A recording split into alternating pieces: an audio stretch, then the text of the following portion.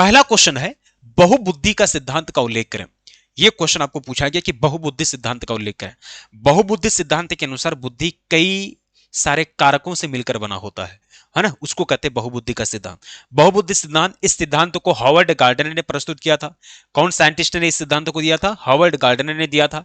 इस सिद्धांत के अनुसार बुद्धि कोई एक तत्व से नहीं बल्कि कई अलग अलग प्रकार की बुद्धियों का अस्तित्व होता है। मतलब बहुबुद्धि का सिद्धांत कहता है कि कोई भी बुद्धि का जो निर्माण होता है, बुद्धि का निर्माण कोई एक चीज से नहीं हुआ, एक कारक से नहीं हुआ, बल्कि ये कई अलग अलग कारकों से मिलकर बना है।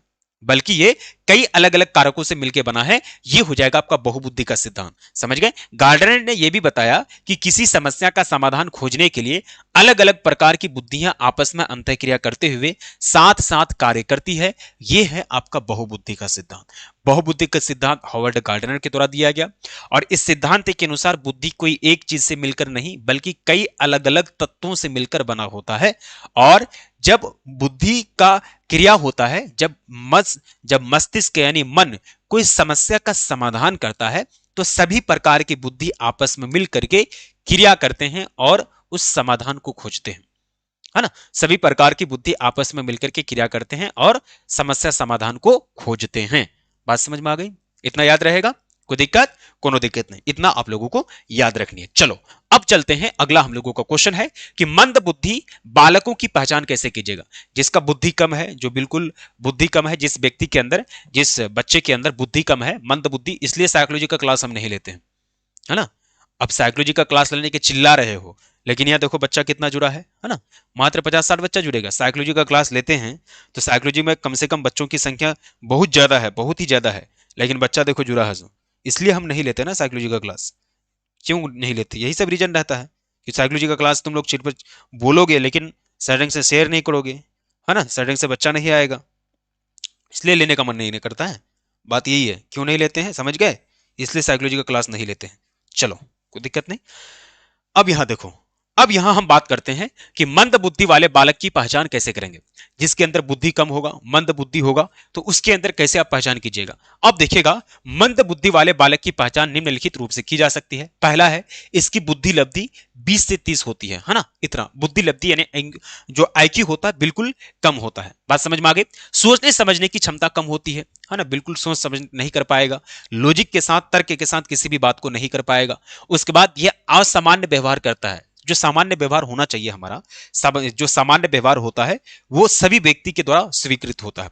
सामान्य व्यवहार सभी व्यक्ति के द्वारा स्वीकृत होता है, लेकिन असामान्य व्यवहार भी स्वीकृत नहीं होता। किसी को मार दिए, किसी को गाली दे दी, यह असामान्य व्यवहार है। सामान्य व्यवहार, सबके साथ बोलो, सबके साथ अच्छा से व्यवहार करो, यही है सामान्य व्यवहार। लेकिन जिसका अंदर बुद्धि कम होता है वो असामान्य व्यवहार को दिखाता है। बात समझ में आ गई? तो मंद बुद्धि बालकों की पहचान कैसे करेंगे? उसका बुद्धि लब्धि बहुत कम होगा, रैंक बहुत कम आएगा, सोचने समझने की क्षमता कम होगी और उनके अंदर असामान्य व्यवहार होगा। सामान्य व्यवहार नहीं, असामान्य व्यवहार होगा। बात समझ में आ गई? चलो बहुत बढ़िया।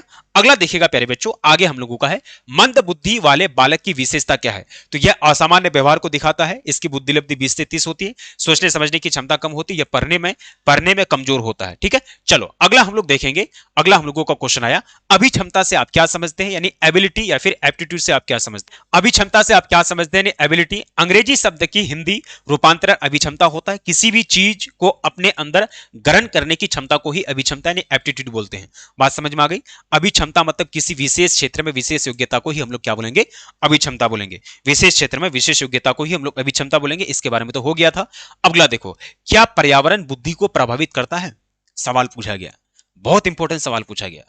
क्या पर्यावरण बुद्धि को प्रभावित करता है? ये जो खोपड़ी है, ये खोपड़ी हमारा इस पर्यावरण से प्रभावित होता है कि नहीं? बताओ। होता है, बिल्कुल होता है। जो जैसा पर्यावरण में रहेगा, जो जैसा माहौल में पलेगा बढ़ेगा, उसका बुद्धि वैसा होगा। एक बच्चा अमेरिका में जन्म लेगा, उसका बुद्धि लब्धि ज्यादा होगा। एक बच्चा भारत के गांव देहात में जन्म लेगा, उसका बुद्धि लब्धि कम होगा इंटेलिजेंस के मामले में। समझ गए? तो ये पर्यावरण ही है जो पूरे बुद्धि का निर्माण करता है। पर्यावरण क्या है? आसपास का माहौल, हमारा परिवार, हमारा गांव, स्कूल, है ना, यही है हमारा पर्यावरण। और पर्यावरण के द्वारा ही बुद्धि का निर्माण होता है।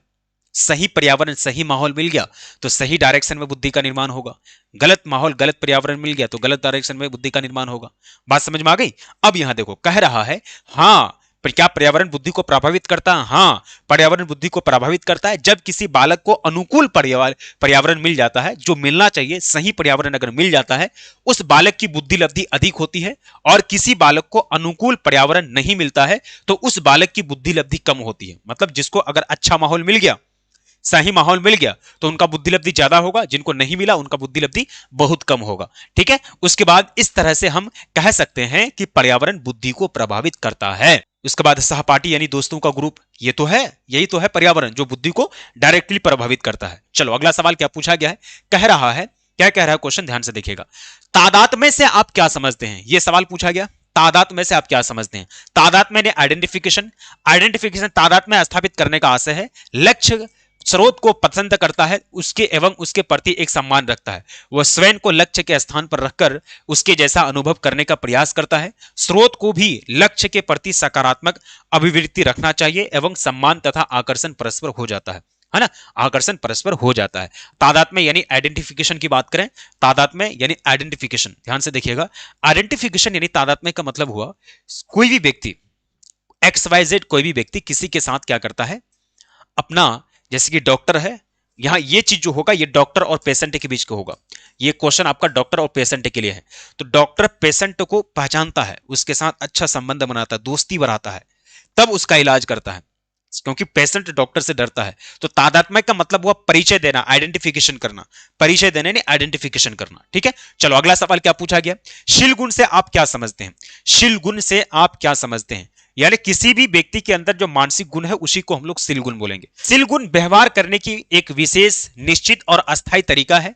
व्यक्ति की अस्थायी विशेषताएं जिनके कारण उनके व्यवहार में स्थिरता दिखाई पड़ती है, उसे शील गुण के नाम से जाना जाता है। मतलब हमारे अंदर वो गुण, वो विशेषताएं जो हमारी व्यवहार को एक सही डायरेक्शन में लेके जाता है, हमारे अंदर वो गुण, वो विशेषता, हमारे अंदर वो गुण, वो विशेषताएं जो हमारे व्यवहार को एक सही डायरेक्शन में लेके जाता है, उसी को हम लोग शील गुण बोलेंगे।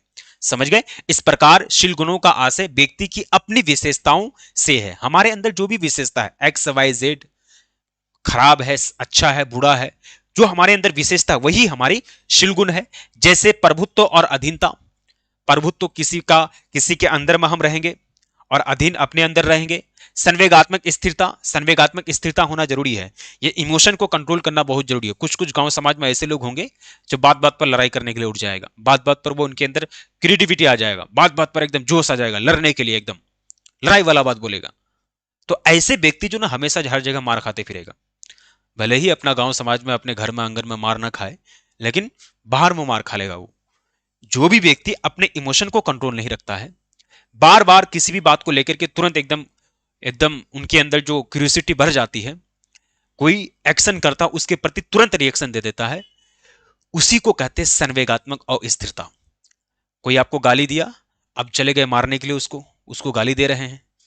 कंट्रोल कंट्रोल कंट्रोल, अपने आप को कंट्रोल कीजिए, सोचिए क्या करना सही रहेगा। क्या उसका रिप्लाई देना सही रहेगा? क्या उसका रिप्लाई हम गाली से ही दें? क्या ऐसा करें कि उसका गाली का प्रूफ हम ले लें और बाद में उसको हम रिप्लाई दें? क्या फिर ऐसा करें कि उसको ऐसा सजा दें कि वो कभी गाली ना दे, ऐसा काम कर दें? तो सोच समझ करके आपको क्या करना है, कदम उठाना है। यानी संवेगात्मक स्थिरता जिसके अंदर होगा, वो अपने इमोशन को कंट्रोल रखता है और वो व्यक्ति जीवन में बहुत आगे जाता है। समझ गए? तो याद रखिएगा कि संवेगात्मक स्थिरता और स्थिरता, ईमानदारी, सामाजिकता, सामाजिकता का मतलब होता है समाज का गुण सीखना, आदि व्यक्ति के शील गुण है। हमारे अंदर जो भी गुण है, शील गुण से क्या तात्पर्य समझते, ये चीज समझ में आ गया। अब देखो अगला की बात करते हैं, दमन का संक्षिप्त विवरण दें। दमन का मतलब क्या होता है? दमन का मतलब हुआ कि कोई भी व्यक्ति के अंदर गुण है। अब यहां से देखोगे को एक चीज आपको यह समझना है कि दमन के अंदर, दमन का मतलब क्या होता है कि हमारे अंदर जो भी गुण है, हमारे अंदर जो भी गुण है, चेतन के बारे में, चेतन में जो भी ऐसा गुण, ऐसा कुछ चीज है जो हमके मन को परेशान करता है, उसको अवचेतन में धकेलना ही क्या कहलाता है? दमन करता है। ठीक है, यानी दमन एक ऐसा अहंग रक्षा प्रक्रम है जिसके द्वारा चिंता, तनाव, मानसिकता, द्विंदव उत्पन्न करने वाले असामाजिक एवं अनैतिक इच्छाओं को चेतना से हटाकर व्यक्ति अवचेतन में लेके जाता है, उसको कहते हैं दमन। ये तो हो गया था ना। आगे देखते हैं पढ़ाहन यानी सुपर ईगो क्या होता है। एक होता है ईगो, एक होता है सुपर ईगो, एक होता है आपका इड। इड, ईगो और सुपर ईगो, बात समझ में आ गई? ये आपको पूछा गया इड, ईगो और सुपर ईगो के बारे में। ध्यान से देखिएगा, आगे इसको हम लोग देखेंगे क्या कह रहा है। इड, ईगो और सुपर ईगो, ध्यान से देखा। सुपर ईगो यानी प्राहन, यह मन के गत्यात्मक पहलू का तीसरा प्रमुख गतिविधि है। मन के गत्यात्मक पहलू का तीसरा प्रमुख गतिविधि है जो सामाजिकरण तथा आदर्शों का प्रतिनिधित्व करता है। सामाजिकरण और आदर्शों का प्रतिनिधित्व करता है। पराहन को व्यक्तित्व का नैतिक शाखा माना गया है जो व्यक्तित्व को उचित अनुचित से अवगत कराता है। यह आदर्शवादी सिद्धांत द्वारा नियंत्रित होता है। पराहंग यानी सुपर ईगो की बात करें, यह हमारी नैतिकता को बढ़ावा देता है। अब मैंने कहा था ईड, ईगो और सुपर ईगो, इसके बारे में हम डिटेल्स में पढ़ा चुके हैं। अब यहां देखिए पराहल, यह मन के गत्यात्मक पहलू का तीसरा प्रमुख प्रतिनिधि है जो सामाजिकरण तथा आदर्शों का प्रतिनिधित्व करता है। यह चीज समझ में आ गई, यानी यह नैतिकता को सिखाता है। सुपर ईगो नैतिकता को सिखाता कि समाज में कैसे रहना चाहिए, किस तरह से रहना चाहिए। बात समझ में आ गई। चलो अगला है हम लोगों का, क्या पूछा गया है कि स्वयं से आप क्या समझते हैं, सेल्फ से आप क्या समझते हैं। बात पूछा गया स्वयं यानी सेल्फ से आप क्या समझते हैं।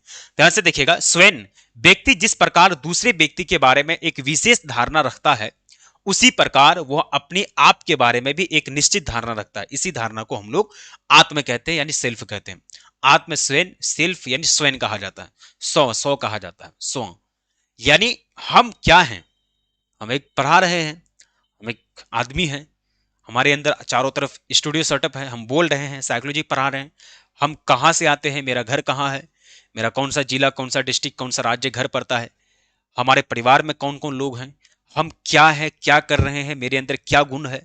तो यही है हमारी स्वयं, यानी इसको कहते हैं आत्म। खुद की पहचान को ही कहा जाता है आत्म यानी स्वयं। खुद की पहचान को ही कहा जाता है आत्म यानी स्वयं। ये जो आपको पूछा है स्वयं से आप क्या समझते या फिर आत्म से आप क्या समझते, खुद की पहचान यानी खुद की पहचान को ही हम लोग क्या कहते हैं, आत्म यानी स्वयं कहते हैं। बात समझ में आ गई। खुद की पहचान को ही आत्म यानी स्वयं कहा जाता है। चलो अगला हम लोग देखेंगे, मन की अचेतन अवस्था के बारे में लिखिएगा। चेतन, अर्धचेतन और अवचेतन। अवचेतन में वो सब चीज जाकर के सेव होगा जिसको क्लियरली हम लोग हमेशा के लिए भूल चुके हैं, वो अवचेतन में जाके सेव होगा। बात समझ में आ गई। और जो अवचेतन, जो अर्धचेतन है, उसमें वो चीज है जो आप लोग भूल चुके हैं लेकिन याद करने पर याद आ जाएगा। ध्यान से देखिए, अवचेतन यानी अनकॉन्शियस। अवचेतन से तात्पर्य मन के वैसे भाग से होता है जिसमें दमित इच्छाएं तथा आवेग संचित रहते हैं। अचेतन मन में रहने वाली विचार और इच्छाओं प्राय कामुक, असामाजिक तथा अनैतिक होता है। यानी अवचेतन मान की बात करें, अवचेतन की अगर बात करें प्यारे बच्चों, तो अवचेतन में वही सब चीज जाकर के सेव है जिसको क्लियरली हम लोग भूल चुके हैं। समझ गए, जिसको क्लियरली हम लोग भूल चुके हैं, याद करने पर याद नहीं आएगा। समझ गए, तो वो हमारा अचेतन में जाकर के सेव है। कहां पे सेव है, अचेतन में जाकर के सेव है। बात समझ में आ रही है। अवचेतन किसको कहते हैं, मन में वैसी चिड़ियाएं। अवचेतन किसको कहते हैं, मतलब वो सारी चीज जिसको हम लोग भूल चुके हैं, याद करने पर भी याद नहीं आएगा, वो हमारी अचेतन में जाकर के सेव है। बात समझ में आ गई। चलो अगला है आत्म क्षमता से आप क्या समझते हैं। यानी इसको कहा जाता है आत्म क्षमता, self efficiency. Yes, I can do it, मतलब मेरे अंदर कितनी क्षमता है, मेरे अंदर कितनी ताकत है, यही हमारी आत्म क्षमता है। मेरे अंदर कितनी ताकत है, हमारे अंदर कितनी काम करने की ताकत है, यही हमारी आत्म क्षमता है। मतलब खुद की ताकत, खुद की कार्य करने की क्षमता, खुद के अंदर capacity. Yes, I can do it, ये हमारी क्या है, आत्म क्षमता। समझ में, इसी को कहते हैं आत्म क्षमता। समझ गए। आत्म क्षमता एक संपर्क है जो बेंडुरा द्वारा प्रतिपादित किया गया था। बेंडुरा द्वारा संपादित सामाजिक अधिगम सिद्धांत पर आधारित है। यह क्या है, सामाजिक अधिगम सिद्धांत पर आधारित है, यानी समाज के बारे में इसमें कहीं ना कहीं हम लोग देखने के लिए, पढ़ने के लिए मिलता है, जो स्वयं का एक संज्ञानात्मक पहलू है। आत्म क्षमता से तात्पर्य व्यक्ति के एक ऐसे दृढ़ विश्वास से होता है कि उसमें आमुक व्यवहार करने की क्षमता है जिसके वांछित परिणाम उत्पन्न हो सकते हैं। जिस व्यक्ति में आत्म क्षमता अधिक होती है उसमें आत्मविश्वास की भावना अधिक होती है। जो व्यक्ति के अंदर आत्म क्षमता जितना ज्यादा होगा, जो व्यक्ति के अंदर आत्म सक्षमता जितना ज्यादा होगा, वो व्यक्ति उतना तेजी से, उतना ज्यादा काम करेगा। हमारे अंदर आत्म क्षमता ज्यादा होगा तो हम लंबे समय तक 12 घंटा 13 घंटा ऐसे पढ़ाते रहेंगे। हमारे अंदर आत्म क्षमता कम होगा तो 1 घंटा भी हम नहीं पढ़ा पाएंगे, है ना। तो आत्म क्षमता का मतलब हुआ कार्य करने की क्षमता, है ना। तो इसी को कहते हैं हम लोग आत्म क्षमता। बात समझ में आ गई। चलो अगला है सवाल कि व्यक्तित्व से आप क्या समझते हैं। व्यक्तित्व की परिभाषा दें, है ना। व्यक्तित्व की परिभाषा दें, व्यक्तित्व से आप क्या समझते हैं, यह चीज आपको लिखना है। व्यक्तित्व का मतलब हुआ हमारे चाल चलन, हमारे व्यवहार, हमारी बोली, और हमारी बोली यानी भाषा, और हमारे व्यवहार, हमारा चाल चलन, बोलने का तरीका, व्यवहार करने का तरीका को ही हम लोग व्यक्तित्व कहते हैं।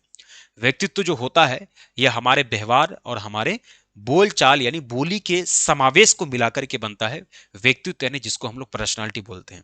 बात समझ में आ गई? अब यहां देखिएगा, व्यक्तित्व यानी पर्सनालिटी। व्यक्तित्व अस्थायी विशेषताओं और व्यवहार को संदर्भित करता है। हमारे अंदर जो अस्थायी विशेषताएं हैं, हमारे अंदर क्या विशेषताएं हैं, चलो हम कुछ पढ़ा सकते हैं आप लोगों को, ये विशेषता है ना, ये तो कभी चेंज नहीं होगा, अस्थाई है ना, कभी खत्म हो जाएगा कि, या कोई चोरी करके आकर के लेके चल जाएगा मेरे अंदर पढ़ाने वाला गुण, नहीं ना। विद्या कभी चोरी होता है? नहीं होता है। तो व्यक्तित्व अस्थायी विशेषताओं और व्यवहार को संदर्भित करता है। हमारे व्यवहार अस्थायी व्यवहार है ना, अगर कोई अच्छा आदमी आएगा तो उससे अच्छा ही व्यवहार करेंगे ना, ऐसा नहीं कि उसका तुम लड़ाई करने लग जाएंगे, मार डांग करने लग जाएंगे, ऐसा तो नहीं है ना। तो हमारा व्यवहार और हमारा व्यक्तित्व के अंदर जो गुण है वो अस्थायी है, परमानेंट है, वो चेंज नहीं होगा, दैट इज नॉट चेंजेबल। यानी कुछ विशेष अवस्थाएं आएगी जहां सामने वाला एजेंट हमारे प्रति निगेटिव इंपैक्ट करेगा, तब हो सकता है कि मेरा व्यवहार में थोड़ा समय के लिए परिवर्तन हो, लेकिन लाइफ टाइम एनी टाइम हमारा व्यवहार क्या रहेगा, सभी लोगों के साथ अच्छे से बोलना, अच्छे से रहना, अच्छे से व्यवहार करना। तो ये हमारी विशेषता है ना, हमारी बोली, हमारे व्यवहार की जो विशेषता है, अस्थायी विशेषता, इसी को हम लोग व्यक्तित्व बोलते हैं। समझ में गया बात? ठीक है। व्यक्तित्व पर्सनालिटी, पर्सोना से निकला है। पर्सोना का मतलब होता मुखौटा, समझ गए, पढ़ाए हैं, याद रखिएगा। जिसमें प्रमुख लक्षण, रुचियां, मूल्य, आत्म अवधारणा, क्षमताएं और भावनात्मक पैटर्न सम्मिलित होते हैं, ये हो जाएगा आपका व्यक्तित्व। इसी को हम लोग क्या बोलेंगे, पर्सनालिटी यानी व्यक्तित्व बोलेंगे। बात समझ में आ गई? ये चीज समझ में आ गया। चलो अगला सवाल क्या पूछा गया है कि आत्मसंपर्कता से आप क्या समझते हैं। आत्मसंपर्कता का मतलब वो खुद के बारे में जानना, खुद के बारे में कॉन्सेप्ट, हम अपने बारे में क्या जानते हैं, एक्स वाई जेड, हम जो भी जानते हैं अपने बारे में, हम क्या कर रहे हैं, हमारे अंदर जो अवधारणा है, हम कहाँ के हैं, हम किस समाज से आते हैं, मेरी संस्कृति क्या है, हम क्या पढ़ रहे हैं, हम क्या कर सकते हैं, हम क्या नहीं कर सकते हैं, हमारे अंदर क्या गुण है, यही सब चीज को मिलाकर के एक वर्ड में नाम दिया गया है, जिसको कहेंगे आत्मसंपर्कता। आत्मसंपर्कता का मतलब वो खुद के बारे में संपर्कता, खुद के बारे में कॉन्सेप्ट। बात समझ में आ गई। अगला है हम लोगों का आपदा किसे कहते हैं, है ना। आपदा किसे कहते हैं? आपदा अचानक घटने वाली घटना को आपदा कहते हैं। ये दो प्रकार का होता है। आपदा जो होता है, चाहे बाढ़ हो, तूफान हो, बम विस्फोट हो, ये है आपदा। आपदा प्राकृतिक भी होता है और मानव निर्मित भी होता है। अचानक, अचानक बिना इंफॉर्मेशन दिए कोई भी घटना अगर नहीं चाहे, कोई भी घटना, अनचाहा घटना घट जाता है, उसी को हम लोग बोलते हैं आपदा। आपदा दो प्रकार का, प्राकृतिक और मानव निर्मित। प्राकृतिक आपदा के अंतर्गत सूखा, बाढ़, तूफान, और मानव निर्मित के अंतर्गत बम विस्फोट, ये क्या मानव निर्मित आपदा है। गोलीबारी, युद्ध, ये क्या मानव निर्मित आपदा है। बात समझ में आ गई। तो ये हो जाएगा आपदा। अगला देखिएगा कि स्वयं पर कैसे नियंत्रण किया जा सकता है। यानी ये सवाल पूछा गया, स्वयं यानी खुद पर कैसे नियंत्रण किया जा सकता है, खुद को कैसे कंट्रोल किया जा सकता है। यह सवाल आपका महत्वपूर्ण है। साइकोलॉजी मनोविज्ञान के अंतर्गत पूछा जाता है, स्वयं को कैसे कंट्रोल करें, स्वयं को कैसे कंट्रोल करें। ध्यान से देखिए, मानव की बहुत सारी आवश्यकताएं होती है, जब मानव इस आवश्यकता पूरी नहीं कर पाता है तो अपने आप को नियंत्रित करता है, जिसे वो नियंत्रण कहते हैं, जिसे वो स्वयं नियंत्रण कहते हैं। जैसे कि हमारे पास रुपया है, 100 रुपया है, अब हमको खाने का मन गया है ना, अब हमको 200 रुपया का कुछ सामान खाने का मन गया है ना, अब हमारे पास 100 रुपया ही है, तो किसी तरह से मन को मनाना पड़ेगा ना, तो किसी तरह को अपने आप को कंट्रोल करना पड़ेगा, नियंत्रण करना पड़ेगा। इसी को कहते हैं स्वयं नियंत्रण, इसी को कहते हैं आत्म सेल्फ कंट्रोल यानी स्वयं नियंत्रण। स्वयं नियंत्रण यानी आत्म यानी सेल्फ कंट्रोल इसको कहा जाता है। मतलब जरूरत के अनुसार अपने आप को लेके चलना, इसी को कहते हैं स्वयं नियंत्रण। हमारा भी मन करता है कि हम पढ़ाने छोड़ करके हम चले जाएं घूमने के लिए, है ना। आप लोग का भी मन करता होगा कि आप लोग पढ़ाई छोड़ दीजिए, आप लोग कहीं चले जाए घूमने के लिए। तो आप लोग अपने आप को नियंत्रित करके पढ़ाई कर रहे हैं ना, कि नहीं पढ़ाई करना जरूरी है। तो अपने आप को नियंत्रित करके सही डायरेक्शन में लेके जाना ही क्या कहलाता है, स्वयं नियंत्रण यानी सेल्फ कंट्रोल इसको कहलाता है। बात समझ में आ गई। ये पूछेगा, आराम से इसको लिख दोगे। चलो अगला क्वेश्चन क्या पूछा गया है, आगे पूछा गया बर्न आउट क्या होती है। अब ये देखिएगा, बर्न आउट एक ऐसी अवस्था है जिसमें मानसिक और शारीरिक रूप से व्यक्ति बिल्कुल थक जाता है, एकदम बिल्कुल परेशान हो जाता है। उसी अवस्था को कहते हैं बर्नआउट। ध्यान से देखिएगा, बर्नआउट दीर्घकालिक थकावट, लंबे समय तक थकावट, कमजोरी और ऊर्जा की कमी के संकेत शारीरिक परिश्रांति में प्रकट होती है, निराशा की भावनाओं के रूप में प्रकट होती है। शारीरिक, संवेगात्मक तथा मनोवैज्ञानिक परिश्रांति की इस अवस्था को हम लोग बर्नआउट कहते हैं। बर्नआउट का मतलब क्या हुआ? बर्नआउट का मतलब हुआ कि इंसान खूब परेशान है ना। बर्नआउट का मतलब क्या हुआ कि इंसान खूब परेशान है, शारीरिक और मानसिक रूप से, दिमाग भी एकदम काम नहीं कर रहा और शरीर भी खूब थका हुआ है। तो इसी अवस्था को कहते हैं बर्नआउट। और इसका उल्टा होता है शिथिलीकरण। बर्नआउट का उल्टा अवस्था होता है शिथिलीकरण, जिसमें मानव का शरीर मानसिक और शारीरिक रूप से, मतलब मानव मानसिक और शारीरिक रूप से अस्थायी अवस्था में रहता है, शांत अवस्था में रहता है, मतलब बिल्कुल अच्छी अवस्था में रहता है। और इसका उल्टा क्या होता है? बर्नआउट। शिथिलीकरण का उल्टा बर्नआउट, जिसमें मानव मानसिक और शारीरिक रूप से बिल्कुल बहुत परेशान होता है और कमजोर हो जाता है। यह हो जाएगा आपका बर्नआउट। बर्नआउट क्या है? मानसिक और शारीरिक स्थिति है जिसमें मानव शारीरिक और मानसिक रूप से बहुत ज्यादा परेशान रहता है। ठीक है, चलो अगला सवाल क्या पूछा गया? समय प्रबंधन, जिसको हम लोग टाइम मैनेजमेंट बोलते हैं। समय प्रबंधन क्या होता है, टाइम मैनेजमेंट क्या होता है? जैसे कि आपको यह पूछा जाएगा, क्वेश्चन साइकोलॉजी का है, आपको पूछा जाएगा क्या आंसर दोगे, किस तरह से दोगे? समय प्रबंधन एक लाइन में आंसर देना। समय को यानी टाइम को अपने अनुसार, कार्य के अनुसार प्रबंधन करना, कार्य के अनुसार उसका प्रयोग करना ही क्या कहलाता है? समय प्रबंधन कहलाता है। समय प्रबंधन का मतलब हुआ समय का इस्तेमाल कार्य के अनुसार करना। कौन सा समय में क्या करना चाहिए, ये सारे चीज का समय सारणी तैयार करना, समय सारणी के अनुसार ही सारे कार्य को करना, या फिर जो कार्य जिस समय में करना चाहिए उसी समय वो कार्य को करना, यह कहलाता है समय प्रबंधन, टाइम मैनेजमेंट। बात समझ में आ गई? जैसे कि आप लोग पढ़ने का रूटीन बनाते हैं ना, वही आपका है समय प्रबंधन यानी टाइम मैनेजमेंट। यानी समय प्रबंधन व्यक्ति का प्रमुख जीवन कौशल है। समय प्रबंधन आपके समय को प्रभावी ढंग से नियोजित करता है कि कौन सा समय का प्रयोग कहां करना है ना। भिन्न भिन्न कार्यों को करने के लिए लगाए गए समय और उनके करने के क्रम को सोच विचार कर व्यवस्थित करना क्या कहलाता है? समय प्रबंधन यानी टाइम मैनेजमेंट कहलाता है। इसको क्या करते हैं? समय प्रबंधन यानी टाइम मैनेजमेंट। अलग अलग काम को समय पर प्रबंधित करना, अलग अलग काम को, अलग अलग चीज को समय समय पर प्रबंधित करना, उसी को कहलाता है, मतलब समय समय पर करना, कौन सा काम कौन सा समय पर करना चाहिए, इसी के इसी के इसी के मैनेजमेंट को हम लोग कहते हैं समय प्रबंधन। बात समझ में आ गई? चलो अगला सवाल क्या पूछा गया है कि सकारात्मक स्वास्थ्य क्या होता है। सकारात्मक स्वास्थ्य का मतलब हुआ स्वास्थ्य की स्थिति ठीक होना, इसको कहते हैं सकारात्मक स्वास्थ्य। ध्यान से देखिएगा, कह रहा है स्वस्थ पूर्ण शारीरिक, मानसिक और सामाजिक कल्याण की स्थिति है, ना कि केवल बीमारी या दुर्बलता ही अनुपस्थिति। कोई भी व्यक्ति सिर्फ शारीरिक रूप से ठीक है तो क्या हम कहेंगे कि वो व्यक्ति ठीक है?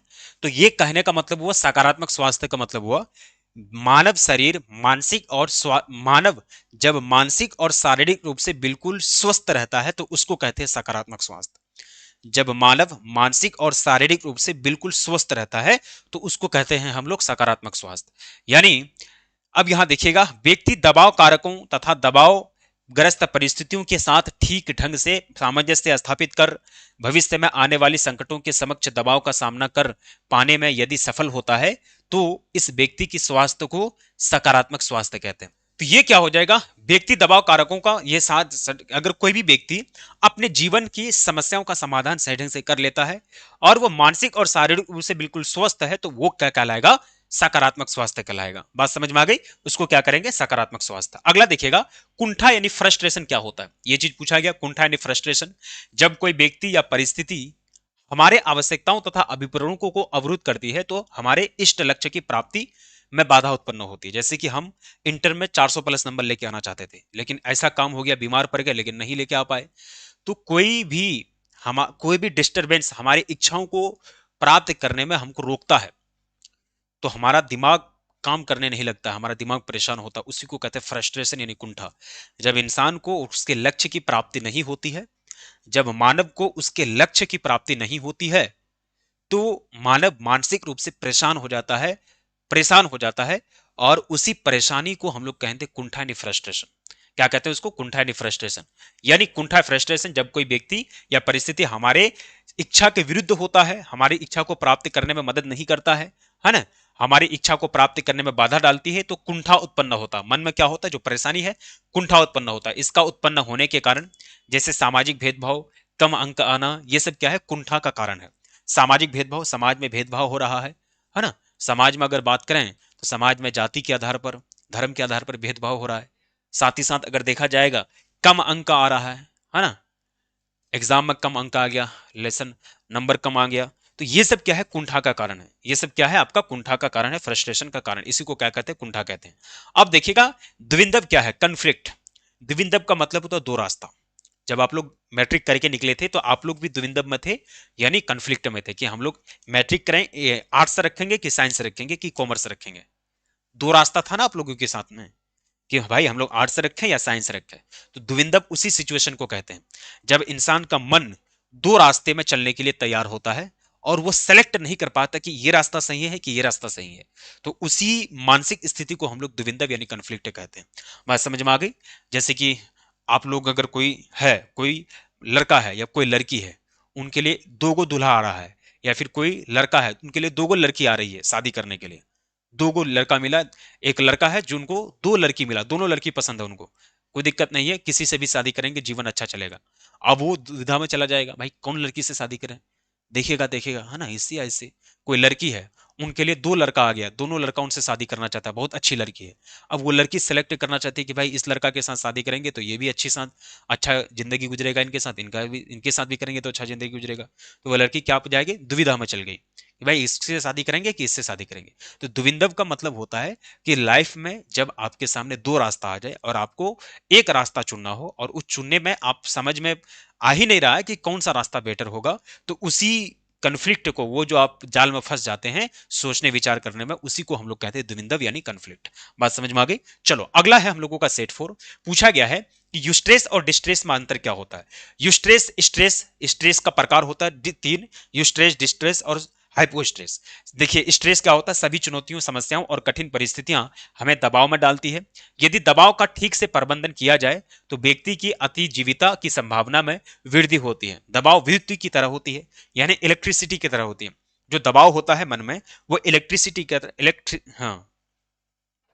ज्ञा ज्ञा ज्ञानदेव कुमार, न्यू बैच आपका चालू हो जाएगा भैया, बहुत जल्दी चालू हो जाएगा, है ना। एडमिशन चल रही है, आप लोग एडमिशन ले सकते हैं ऐप में, ठीक है।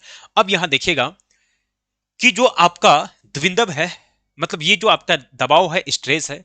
स्ट्रेस का मतलब हुआ कोई भी व्यक्ति, स्ट्रेस का मतलब क्या हुआ, कोई भी व्यक्ति जो है, मतलब स्ट्रेस का मतलब यह हुआ कि कोई भी व्यक्ति मानसिक रूप से परेशान है, वही है हमारा स्ट्रेस। और स्ट्रेस दो प्रकार का होता है। सकारात्मक चीज को लेकर के स्ट्रेस झेलेंगे तो वो आपका यूस्ट्रेस कहलाएगा, है ना, जैसे कि पैसा ज्यादा कमाना है, जॉब लेना है, अच्छा काम करना है।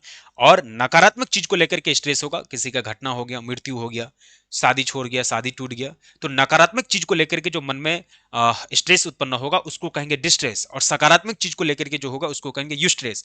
और किसी चीज को बार बार करने से जो मन में स्ट्रेस होता है उसको कहते हैं हाइपोस्ट्रेस। घर में आप हैं, बार बार हर दिन आप ही को लेके झाड़ू लगवाएगा, हर दिन आप ही को खाना बनवाएगा लेकर के घर में घर वाला, तो आप परेशान हो जाएंगे, दिमाग में एक प्रकार का स्ट्रेस आ जाएगा कि क्या यार हम ही को हर दिन करना पड़ रहा है। तो उस प्रकार के स्ट्रेस को हम लोग हाइपो स्ट्रेस बोलेंगे। बात समझ में आ गई। उसको क्या बोलेंगे, हाइपो स्ट्रेस बोलेंगे। मतलब किसी क्रिया को बार बार करने से मन में जो दिक्कत होती है, मन में जो एक कन्फ्लिक्ट होता है उसको कहते हैं हाइपो स्ट्रेस। समझ गए। चलो अगला सवाल है, पूछा गया है, क्या पूछा गया है ध्यान से देखिएगा। अगला है हम लोगों का, तनाव के किन्हीं दो प्रमुख स्रोतों का नाम बनिएगा। तनाव जो उत्पन्न होता है, यह तनाव उत्पन्न होने का दो तीन स्रोत का नाम पूछा गया है। किस किस चीज से तनाव यानी स्ट्रेस उत्पन्न होता है, यह चीज पूछा गया। ध्यान से देखिए, उन घटनाओं तथा दशाओं का प्रसार बहुत व्यापक है जो तनाव को उत्पन्न करती है। उनमें से सबसे महत्वपूर्ण जीवन में घटने वाली घटनाएं, जैसे किसी प्रियजन की मृत्यु हो जाना, व्यक्तिगत चोट होना, खींच उत्पन्न करने वाली दैनिक जीवन की परेशानियां जो बहुत आवृत्ति के साथ घटित होती है, तथा अभिघातक घटनाएं जो हमारे जीवन को प्रभावित करती है, जैसे अग्निकांड, सुनामी, भूकंप, किसी का मृत्यु हो जाना, किसी का एक्सीडेंट हो जाना, भूकंप आ जाना, सुनामी आ जाना, ये सब चीज के कारण जो मन में जो तनाव उत्पन्न होगा इसको कहते हैं, इसी को ये सब चीज के कारण मन में तनाव उत्पन्न होता है, इसी को कहते हैं तनाव के स्रोत। तनाव के स्रोत का मतलब हुआ जिससे तनाव जीवन में उत्पन्न होता है। ठीक है, तो ये चीज आपको याद रखना है। चलो अगला बात करते हैं प्यारे बच्चों। आगे हम लोगों का आया असामान्य व्यवहार किसको कहते हैं, असामान्य अथवा असामान्यता का अर्थ क्या होता है? असामान्य व्यवहार का मतलब हुआ वो व्यवहार जो समाज की तरह स्वीकृत नहीं है। वह व्यवहार जो समाज की तरह स्वीकृत नहीं है उसको कहते हैं असामान्य व्यवहार। बात समझ में आ गई? उसको क्या कहते हैं हम लोग? असामान्य व्यवहार। एक है सामान्य व्यवहार जो समाज की तरह स्वीकृत है, जैसे कि समाज में आप चलिएगा, समाज के साथ सबसे बोलिए, सबसे अच्छा से बोलिए, है ना, सबका रिस्पेक्ट कीजिए, ये समाज को स्वीकृत है। समाज को स्वीकृत कौन सा नहीं है? आप भगा के शादी कर लिए किसी से, ये समाज को स्वीकृत है? बिल्कुल नहीं है। बिल्कुल घटिया घटिया बात है ये। हाँ, मानते हैं कि आप पर आपका किसी दूसरे पर नियंत्रण नहीं है। आप अपने फैमिली में, अपने गांव में, अपने घर में, अपने आंगन में किसी दूसरे पर नियंत्रण नहीं रख सकते। सबकी अपनी मर्जी है, भाग्य शादी करे, जो करे अपना करे, लेकिन अपने पर तो नियंत्रण रख सकते हैं ना। आपका भाग्य शादी करना क्या समाज को स्वीकार होगा? उसी को स्वीकार होगा जो आपका दुश्मन है। लेकिन जो अच्छा समाज को लेके जाना चाहता है कि भाई आपका समाज का नाम रोशन हो, अच्छा हो, बस्ती का नाम हो, उसको कभी स्वीकार नहीं होगा। तो वैसा क्रिया जो समाज को स्वीकार नहीं है उसको क्या कहेंगे? असामान्य व्यवहार।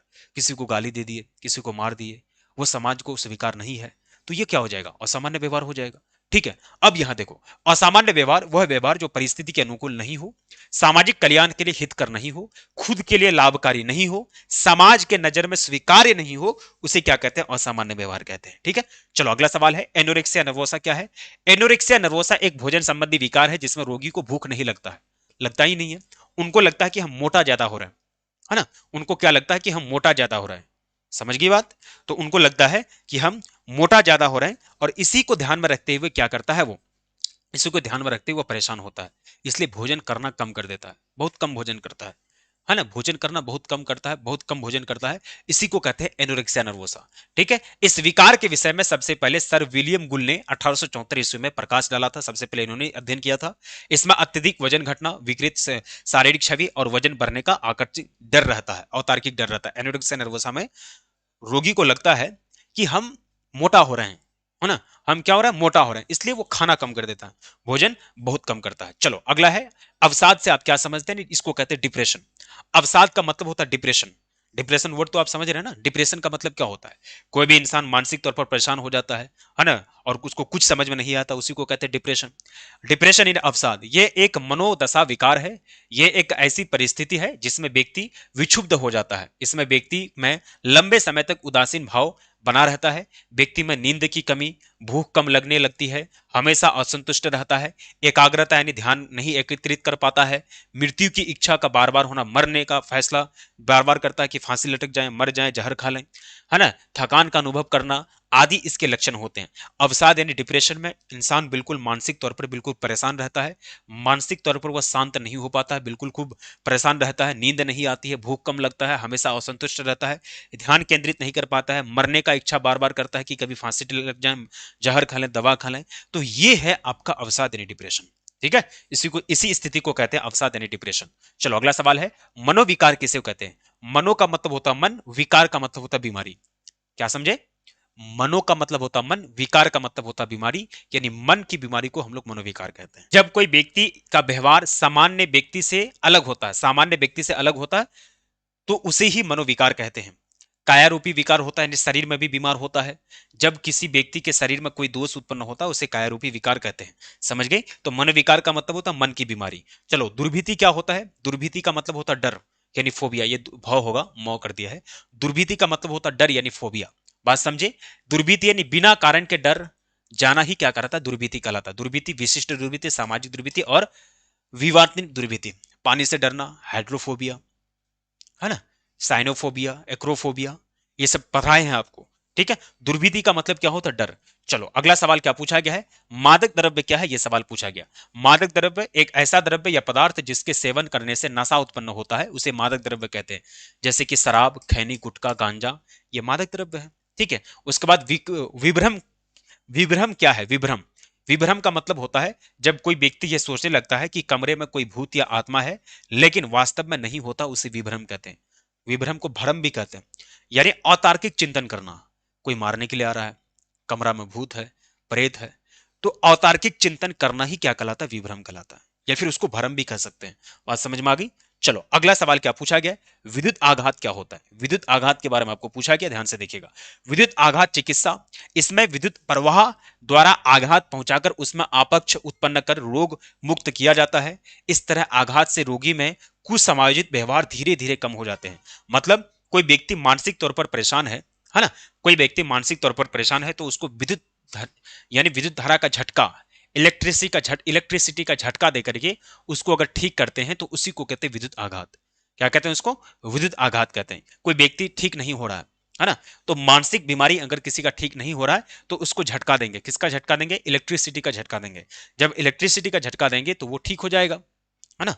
जब वो ठीक हो जाएगा तो उसी को हम लोग क्या बोलेंगे, विद्युत आघात बोलेंगे। तो मतलब इलेक्ट्रिसिटी के झटके से, इलेक्ट्रिसिटी का शॉर्ट सर्किट लगा करके किसी का मानसिक इलाज करना ही क्या कहलाता है, विद्युत आघात मेथड है। ठीक है, चलो ये शायद लास्ट सेट है।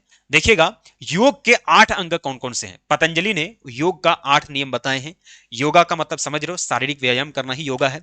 ठीक है, पतंजलि ने अपनी प्रसिद्ध पुस्तक योग सूत्र में योग को 8 अंग बताए हैं। पहला यम हो जाएगा, दूसरा नियम, आसन, प्राणायाम, प्रत्याहार, धारण, ध्यान, समाधि। इसे टोटल योग का अष्ट अंग भी कहा जाता है। क्या कहा जाता है, इसको अष्टांग भी कहा जाता है। अब देखो प्रतिरोध की अवस्था क्या होती है। प्रतिरोध की अवस्था का मतलब हुआ जब डॉक्टर के पास पेशेंट इलाज करने के लिए जाता है और पेशेंट डॉक्टर को इलाज करने नहीं देता है, उसका दवाई नहीं खाता, उसको मारने दौड़ता है, उसी को कहते हैं प्रतिरोध की अवस्था। और पेशेंट जानबूझ करके अपनी परेशानी को डॉक्टर को नहीं बताता है तो उसी अवस्था को कहते हैं प्रतिरोध की अवस्था। समझ गए, यानी प्रतिरोध की अवस्था मनोगत्यात्मक चिकित्सा विधि की एक ऐसी अवस्था है। मनोगत्यात्मक चिकित्सा विधि मतलब मानसिक रोगियों का इलाज किया जाता है जिसमें रोगी अपने मन के अवांछनीय विचारों अथवा अनुभवों को व्यक्त नहीं करना चाहता है। अर्थात व्यक्ति किसी चिकित्सा विधि का विरोध करता है। जो पेशेंट सब होता है, रांची में जाइएगा, जो पागल लोग हैं उनका इलाज किया जाता है तो लोग भागता है दूर, जबरदस्ती पकड़ पकड़ के इंजेक्शन लगाया जाता है, दवाई खिलाया जाता है। तो ये क्या कर रहा है, वो विरोध कर रहा है। तो इसी को कहते हैं प्रतिरोध की अवस्था। बात समझ में आ गई। चलो अगला सवाल है अभिवृत्ति क्या है, इसको ध्यान से देखिएगा। किसी भी घटना को देखकर जब हमारे विचार में परिवर्तन होता है उसी को कहते हैं अभिवृत्ति। अभिवृत्ति का मतलब होता है एटीट्यूड। किसी भी समाज को लेकर के, किसी भी व्यक्ति को लेकर के हम अपने मन में क्या विचार बना रहे हैं, इसी को कहते हैं एटीट्यूड यानी अभिवृत्ति। बात समझ में आ गई। इसी को क्या कहते हैं, इसी को कहते हैं एटीट्यूड यानी अभिवृत्ति। अभिवृत्ति यानी एटीट्यूड का मतलब क्या हुआ, किसी भी समाज, किसी भी व्यक्ति, किसी भी आदमी के लेकर के, आदमी को लेकर के मन में जो हम विचार बना रहे हैं उसी को एटीट्यूड यानी अभिवृत्ति कहते हैं। बात समझ में आ गई। चलो अगला सवाल की बात करते हैं। पूछा गया है भारत और उसके पड़ोसी देशों पर क्या पूर्व धारणा लगाई जाती है। भारत एवं उसके पड़ोसी देशों पर क्या पूर्व धारणा लगाई जाती है यूरोपियन कंट्री द्वारा। यूरोपियन कंट्री भारत और उसके पड़ोसी देश के बारे में क्या बोलते हैं, ध्यान से देखो। भारत एक गरीब देश है, उसके पड़ोसी भी गरीब है ना। भारत और उसके पड़ोसी देशों में रोजगार की कमी है, जो हकीकत है। भारत और उसके पड़ोसी देश में शिक्षा की कमी है। भारत और उसके पड़ोसी देश में आर्थिक स्थिति की कमी है, शिक्षा की कमी है, सुविधा की कमी है, स्वास्थ्य की कमी है, बिल्कुल गरीबी हमारे ही देश में है। ये सब पूर्व धारणा, ये सब कहने की पूर्व धारणा किया गया है यूरोप कंट्री के द्वारा। ठीक है, चलो अगला सवाल है हम लोगों का पूछा गया है कि रूढ़ि युक्ति से आप क्या समझते हैं, यानी स्टेरियोटाइप।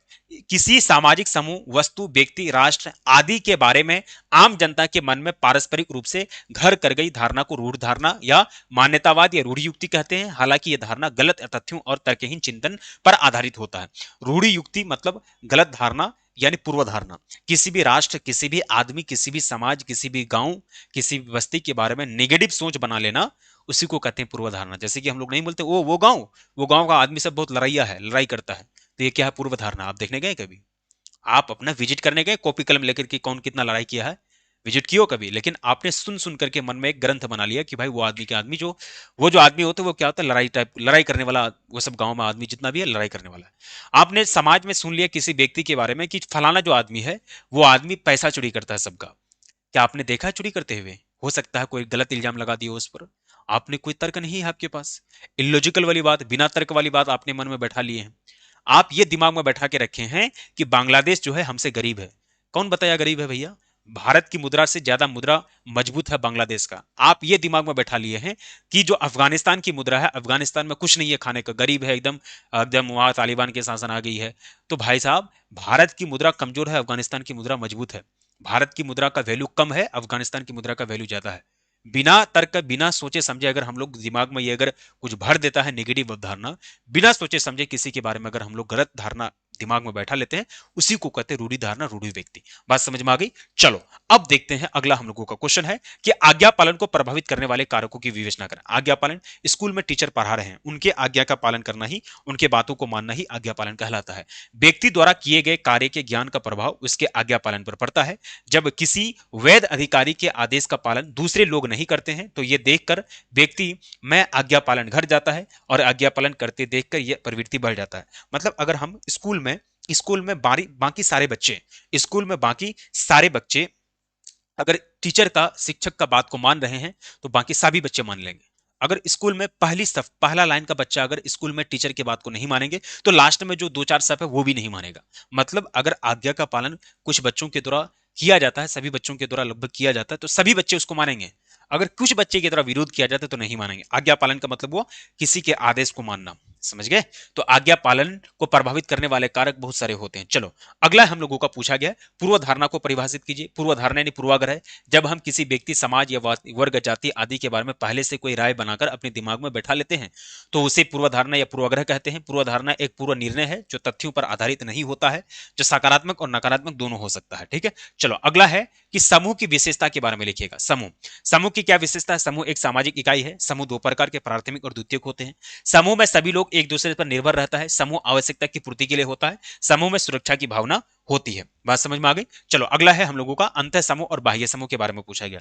अंतः समूह उस प्रकार समूह को कहते हैं जिसमें सदस्यों के बीच घनिष्ठ मित्रता, सहयोग तथा हम की भावना का अधिक होता है, जैसे परिवार, उसके बाद परिवार और जाति, धर्म। ये क्या है? समूह है। जिस समूह में हम लोग पैदा लेते हैं, जिस समूह में मेरा जन्म होता है, परिवार, जिस परिवार में, जिस जाति में, जिस धर्म में हम लोग पैदा लेते हैं वो हमारा प्राथमिक समूह है। और प्राथमिक समूह को ही क्या कहते हैं? अंतः समूह या फिर आंतरिक समूह बोलते हैं।